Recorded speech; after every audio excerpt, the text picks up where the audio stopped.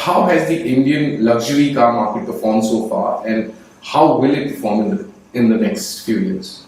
So the luxury car market, if you actually go to see in the last, let's say, almost 15 years, has been a byproduct of a lot of cycles that have led it to a point of being static. And numerous reports were floated, let's say, in the year 2008, that how India will look in 2020. You had KPMGs, you had Arthur Andersen, you had ENYs, PwCs of the world wanting to say that, oh, India is going to have a breakout the way China did with GDPs. The day GDP exceeds 3,000 USD per capita is when you will see India as a market exploding. Frankly speaking, none of that happened, because what we saw is that the market virtually and perpetually landed up being on a treadmill of sorts, which means when I say running on a treadmill, what I mean to say is that you do run a distance of 7 kilometers, 10 kilometers, only to realize that your starting point and the end point was the same. So how has the luxury car market been for itself in the last year? If I were to take that as a point of contention or a point of reference, it's been at 33,000 units. How is it likely to, let's say, shape up for itself in the time that we are ending at or looking at now? I would say the outlook remains positive for us in the times to come. Business has definitely consolidated itself. We went through a lot of business cycles. 2016, 2017, you had the transition. You had the inclusion of GST. You then moved to the point where there was demonetization.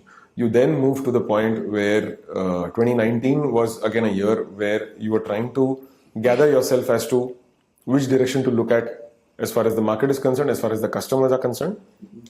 And then 2020, everybody was welcomed with COVID, which continued until the year ahead. And that as a concern more or less has, let's say, ceased to exist for India as a market. Having said that, the last 2 years, if we take that as a base point of reference, definitely has allowed the market to resurrect itself from where it was to where it is. Right. And the way I sense and see it is that India, fortunately enough, has been able to represent itself as the most promising market, not just on the Asia Pacific side of things, but also on the global map. Right. When it comes to the highest growth rate being witnessed across any market in the world. True. So which by far is a positive, and the outlook continues to be that of optimism as we enter into this calendar year. Right. Interesting. You mentioned that the market has mostly been static over the years, and due to these events, either local or global in nature. What do you think are the key driving factors and the current challenges this industry faces? I think consistency and deliverance when it comes to regulations is the very first thing that impacts the luxury automotive industry particularly. Why I say what I say is because what happens is that, see, you decide to commit an investment as a brand, as an automotive company. That investment entails millions and billions of dollars, right? Now, when you decide to commit such huge amounts of money as an investment into any market, the least that an investor or a promoter will think for himself is that, is there a consistency or a stability when it comes to deliverance as far as policy matters are concerned? Is there a consistency or a stability when it comes to taxation related matters are concerned? Government is concerned, right? If you look at the seesaw that we witnessed for ourselves in the last, let's say 12 to 15 years or 18 years also, we have had a lacuna or a vacuum of sorts. If you look at the situation as it unfolded for itself post, let's say 2014, yes, the government has been stable. We are seeing the existing government to continue in its second term nationally. Having said that, when it came to policy, we've also seen a change when it came to the regime as far as taxation was concerned, to a degree that we never saw before, right? We did see the rollout of GST, which in itself was a landmark introduction for a size in the country of India, what it is today, right? You're looking at 1.4 billion plus population country getting impacted by the inclusion of GST as a system. Has it worked for itself? Oh, yes, it has. Has the government been able to deliver on that front? Definitely they have, right? Having said that, I still feel that there are a lot of opportunities and areas of improvements for us when it comes to areas for infrastructure, areas for road connectivity, areas for highways, areas for public utilities, right? And let's say even connectivity, internet, telecom, infrastructure, which is again part of that entire growth story as far as, let's say, infrastructure is concerned. So we are seeing now the government actually wanting to take their initiative into these segments. Look at the incidence of airports, which is enhancing the connectivity.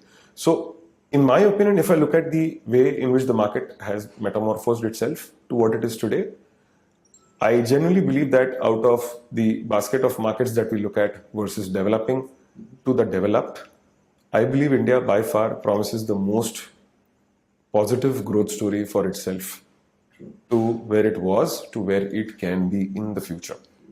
So I think what you're also saying is that the very fact, the way India is right now, that itself is an enabler for your industry as well. Oh, yes, absolutely. The reason I say is because of the fact that look at the DNA at which a luxury car purchase happens for an individual. Now, here I go back to my basics, is that of consumer buying behavior, right? Whether you decide to buy a Lamborghini, whether you decide to buy an Alto, or even a Maruti 800, it ranks amongst the top 4 purchases that an individual ever is going to make in his life. True. Right? The very first thing that an individual thinks of himself when he or she decides to, let's say, start working professionally, right? You always look at Maslow's theory of motivation, right? I'm going back to the basics to bore you with, let's say, academics, but that still, let's say, ranks as a practical reality for us in our lives, day to day. You look at Maslow's theory of motivation, what is it that you look at? You first look at taking care of physiological needs for an individual, right? And that is where the traditional Hindi movie also called Roti, Kapda or Makan comes into the picture. Now, when you look at a professional entering into the professional domain or an entrepreneur budding entrepreneur, what is it that they wish to secure themselves for? They first wish to secure themselves for a house, right? Which ranks at the top. The second thing that they wish to secure themselves for is to have a stability when it comes to their income, right? Well, if it were to be the southern part of India, it would be gold. Right? But having said that, you still are looking at somebody who's wanting to have that as a security for ourselves. And saving as a DNA is something that we've been inculcated with since our childhood when it comes to our formative years across all religions. I will not want to say that saving is a virtue that our parents have not taught us to be grown up with.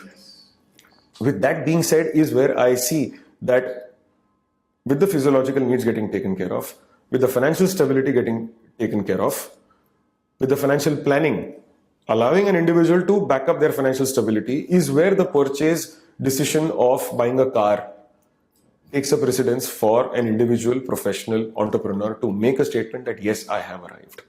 It could be a Maruti 800, it could be a Mercedes Benz, it could be a BMW, True. or it could be whatever. But his journey to represent his success gets resonated with the car he purchases for a large part of the audience in this country. And that is the precise reason why even, let's say, leasing as a concept, I may be slightly digressing from the topic, but leasing as a concept factually never took off in this country ever. Right. Despite the fact that, in the US, the Europe or China, leasing is something which continues to be the bread and butter for these companies worldwide. The biggest customer group when it comes to, let's say, top 3 luxury car players is the leasing segment. Because fact of the matter is that leasing, it is supposed to be a point of commute when it comes to point A to point B. That's what they regard it to be as. A BMW X3 today in the US will set you back by $475 of EMI a month. Is all that it takes for you to be able to have an X3 for yourself and be able to drive that car out. Right. Look at the similar situation for a customer to buy that same car in India. You're looking at shelling out close to about 1.75 lakh of rupees to avail a 3-year funding for the same amount of, for the same car with the same spec. True. Right? So yes, it's a combination of taxation. It's a combination of where we exist as a market. So with all these things put together, purchasing a car ranks clearly amongst the top 4 decisions for an individual. Hence, it becomes very, very special. True. Yeah, it's an emotion, actually. It's an emotion which drives the purchase to a significant extent. Have we lacked that emotion as Indians? My answer to that is a clear no. But at the end of the day, if you look at the larger gentry of the audience who is into the luxury car purchase, buying a luxury car in India is still considered to be a sin for the government at large. Yeah. Right? Which is why they call it a sin tax. Yeah. It's not the SYNTA, it's the SINTAX, space TAX. Which is where it is considered to be, and that's the reason you see this segment also being blessed with taxes that are absolutely draconian in nature. For the segment of cars that we deal in, the tax incidence is as high as 48% when it comes to GST. When it comes to registration of cars, it's 12 to 20% towards the registration of cars. So close to 70% of the car cost is governed and determined by the value for it to reach on road from the factory. So, lot of challenges that have, let's say, come along our way. Right. Having said that, I still believe that though India, from the lens of the global world, will be a growth story to unfold for itself, and maybe it has been at the pace of a turtle in the last years that I have mentioned and that have gone by, I still remain optimistic and positive that it will show the good times and promising times to come. Interesting. Well, I hope so too. What is the degree of competition in this industry? Well, competition is there. You have the big three players who are present, just as the way India as a market, what is visible for us to see as in India as a market, you have practically all the luxury car players who are there in this market present. Starting from the big three players who continue to dominate the global map, to Jaguar Land Rover, to Volvo, to Ferrari, to a McLaren, to a Porsche, to a Lamborghini, to a Rolls Royce, to a Maserati. You name the brand and you are practically having that as a access to a customer in India, which in itself shows the fact that the Indian customer is not somebody who will take things for granted. Yeah. Right? Let's accept the fact today that for the same car, same spec, what a European pays in Europe or what a US customer pays in US, an Indian, despite being a domestic production or a CKD production, as we all know it or we call it, Right. lands up paying nothing less than 70% price higher for the same car to the retail price of what it is being sold in US versus the retail price to what it is being sold in India. And the Indian customer is extremely value conscious because of the fact that he knows that he's paying much higher than his US and his European counterparts. He wishes and he demands the treatment Yeah. much better than what a US or a European counterpart or even a Chinese counterpart deserves to get. Because he's very clear in his head today that, boss, if I am paying this money, I know for a fact that my Chinese counterpart is paying this much. My US counterpart is paying this much. My European counterpart is paying this much. Correct. And hell, I have arrived, given the fact that I have purchased a luxury car. I deserve to be treated like a king. True. What are some of the talent-related challenges that you face in this segment, especially? We are a country of 1.4 billion people. If I were to talk about the city that we live and we operate in comprises of 1.78 crore people, Right. you look at the workable talent that is available as an industry pool at the end of the day, especially in the automotive retail side and segment of things, it does not even comprise of more than 6,000 to 10,000 people at max. Correct. And here also, if you decide to do your ABC classification, in terms of what segment of the population decides to contribute to 80% of the business that you wish to get in, you're again looking at an 80-20 ratio setting and coming into the picture for you to be able to have the real workforce that makes the real difference for you to be able to deliver the real result. So that as a challenge is something which has been a situation of sorts which continues to plague us as a market. And this as a challenge is something which continues to dominate in India, in the software space, in the retail space, in the food retail space, in the supply chain, in medical, across everywhere. True. So though we say that we are the youngest workforce, though we say that we are the most promising country in the world with the youngest workforce, with the biggest English speaking population, combined with the sizable chunk of them being educated, not literate, educated, we still are looking at a large percentage of the same workforce who's looking to face the horror of either unemployment or a disguised unemployment or underemployment. Because unfortunately, we've not been able to create that connect between what we have learned versus what needs to be applied to be able to translate into day-to-day business, resonating success, resonating result. So knowledge, application of knowledge. That's the missing part. Absolutely. So yes, we have identified ways and means to bridge that gap. Not that we don't.